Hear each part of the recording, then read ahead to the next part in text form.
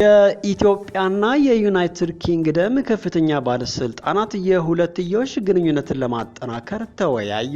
በዋሽንግተን ዲሲ በተካሄደው ዓመታዊ የዓለም የገንዘብ ድርጅት IMF እና የዓለም ባንክ የ2025 የጸደይ ወቅት ስብሰባዎች መድረክ የጎንዮሽ ውይይት ላይ የኢትዮጵያ ፌዴራላዊ ዲሞክራሲያዊ ሪፐብሊክ የገንዘብ ሚኒስትር አቶ አህመድ ሺዴ ከዩናይትድ ኪንግደም የዓለም አቀፍ የልማት ሚኒስትር ዴኤታ ከሆኑት ከባርኖስ ቻፕማን ጋር ወቅታዊና አስፈላጊ በሆኑ ጉዳዮች ላይ ትኩረት ያደረገ የጎንዮሽ ውይይት አካሂደዋል። የፍሬያማ የተባለው ውይይታቸው በዋናነት ያተኮረው በኢትዮጵያና በዩናይትድ ኪንግደም መካከል ለረጅም ጊዜ በዘለቀ ጠንካራ የሁለትዮሽ አጋርነት ላይ እንዲሁም ይህንን ግንኙነት በጋራ በሚያስቀድሟቸው የሁለትዮሽ የቀጠናዊና ዓለም አቀፋዊ ጉዳዮች ላይ የበለጠ በማጠናከርና በማስፋት ዙሪያ ባሉ ሰፊ ድሎች ላይ ነው።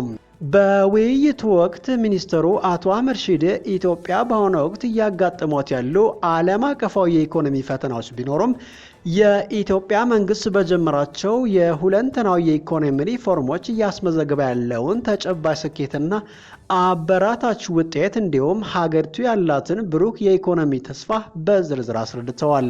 በተለይም የሀገሪቱን የድህነት ቅነሳ ጥረቶች ለመደገፍና የተጀመሩ ሪፎርሞች ቀጣይነትና ስኬት እንዲያረጋግጥ የዩናይትድ ኪንግደም ቀጣይነት ያለው የሁለትዮሽ ድጋፍ እጅግ አስፈላጊ መሆኑን አጽንኦት ሰጥተው ገልጸዋል።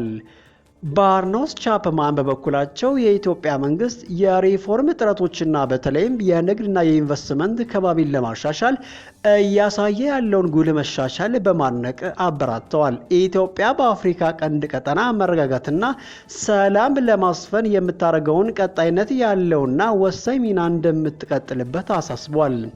በተጨማሪም የዩናይትድ ኪንግደም ኢትዮጵያ ያላትን ሰፊና ታላቅ የልማት እምቅ አቅም ሙሉ በሙሉ እውን እንድታደርግ ለመርዳት ያላትን የልማት ትብብር ቁርጠኝነት ያለማወላወል እንደምትቀጥልበት ጠንካራ ማረጋገጫ ሰጥተዋል።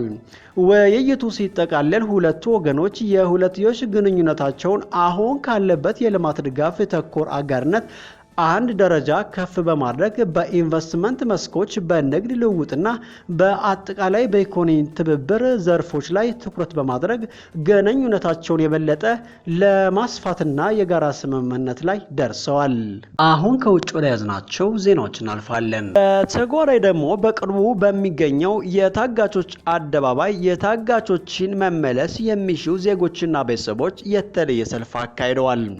ሁለቱ ሰልፎች እንደተለመደው በቤጊን መንገድ ላይ ተዋህደዋል።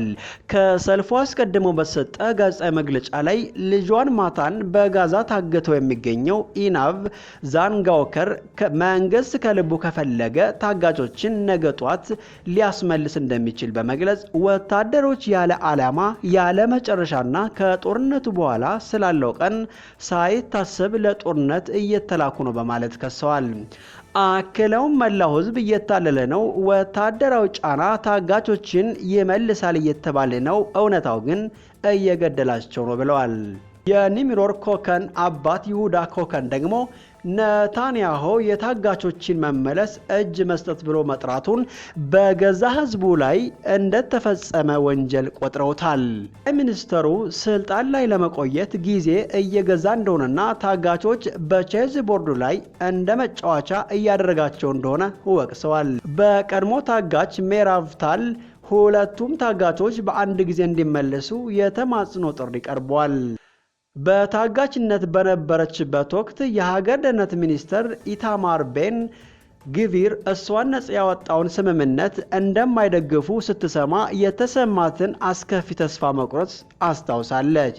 የታጋቾች ቤተሰቦች በተለይም አስክሬኗ በሐማስ እጅ የምትገኘው የኢንባር ሃይማን አክስት ሃን ኮቨን መጪውን የመታሰቢያ ቀን ምክንያት በማድረግ ለቅሷቸው እንዲያበቃና የሚወዷቸውን በሀገራቸው መሬት እንዲቀብሩ መንግስት እንዲያመቻች በምሬት ተማጽነዋል። በሀቢም አደባባይ በነበረው ይበልጥ ፖለቲካዊ ይዘት ባለው የተቃውሞ ሰልፍ ላይ የቀድሞው የሺን ቤት ኃላፊ አሚ አያሎን ትኩረት የሳበ ንግግር አድርገዋል።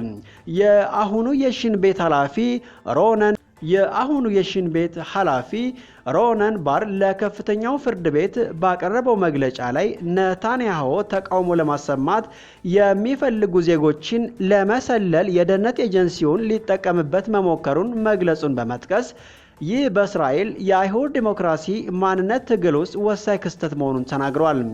አያሎን ኔታንያሁ እንዲህ አይነት ህገወጥ ድርጊት ከፈጸመ በእስራኤል የህግ አረዳድ መሰረት እጅግ ኢሞራላዊ በመሆኑ መፈጸም የሌለበት ትዕዛዝ መሆኑን የሚያመላክት ጥቁር ባንዲራ ተሰቅሏል ሲሉ ገልጸው ህዝቡ ወደ አደባባይ እንዲወጣና ሀገሪቱ እንዲያቆም ጥሪ በማድረግ ሰላማዊ የሲቪል አመጽ የእያንዳንዱ ዜጋ ግዴታ ነው ብለዋል።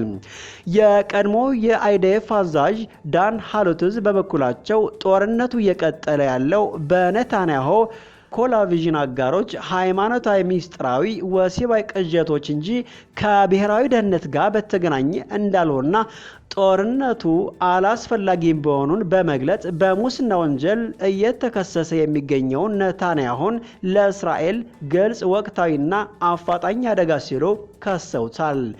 የተቃውሞ መሪዋ ሂክማ ብሬስለም የአያሎን ሀሳብ በማስተጋባት በኔታንያሁ ውሳኔዎች ሁሉ ላይ ጥቁር ባንዲራ ይውለበለባል ስትል ተደምጣለች። ከሁለቱ ሰልፈኞች ውህደት በኋላ ንግግር ያደረገችው ከሁለቱ ሰልፎች ውህደት በኋላ ንግግር ያደረገችው የታጋቿ የሊሪ አልባግ አክስት ሩማ አልባግ ጦርነቱ ካልቆመ መጪው የመታሰቢያ ቀን የመንግስት ውርደትና ነውር እንደሚሆን አስጠንቅቃለች። አልባግ ዝምታ እርኩሰት ነው የሚለውን የተቃዋሚውን ጽዮናዊ መሪ የዜቭ ዦቦቲስኪን አባባል በመጥቀስ የኔታንያሁ የፖለቲካ አጋሮች ያደረጓቸውን አስነዋሪ ንግግሮች በመዘርዘርና ከሁለቱም በላይ ጠቅላይ ሚኒስትሩ ዝም ማለቱን በጽኑ አውግዛለች። በግዞት ስላሉ ወጣቶች አስከፊ ሁኔታ ልብ በሚሰብር ሁኔታ ከገለጸች በኋላ ኔታንያሁ ባለፈው ዓመት ታጋቾቹ እየተሳቃዩ ነው እንጂ እየሞቱ አይደለም በማለት ሊያጽናኗቸው መሞከሩን በቁጣ አስታውሳ ይህ ደም የጠማውን ጦርነት አቁሙ ስትል ትማጸናለች።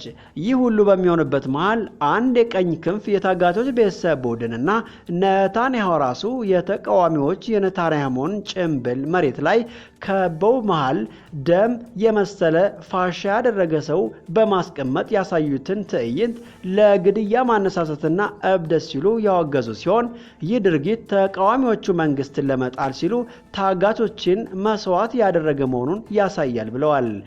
በሌላ በኩል ደግሞ በቴል አቪቭ ካፕላን ጎዳና ላይ ወደ 200 የሚጠጉ የግራ ዘመም አክቲቪስቶች በጋዛ በተካሄደው ጥቃት የተገደሉ ህጻናትን ፎቶግራፍ በመያዝና የመታሰቢያ ሻማዎችን በማብራት በዝምታ መታሰቢያ አድርገዋል። በአጠቃላይ እነኚህ ተቃውሞዎች በእስራኤል ውስጥ ያለውን ጥልቅ የፖለቲካ ክፍፍል፣ በኔታንያሁ አመራር ላይ እየጨመረ የመጣውን ቅሬታ፣ የታጋቾችን ጉዳይ በአስቸኳይና በጦርነቱ ቀጣይነት ላይ ያለውን ሰፊ ህዝባዊ ተቃውሞ በግልጽ የሚያመላክቱ ናቸው።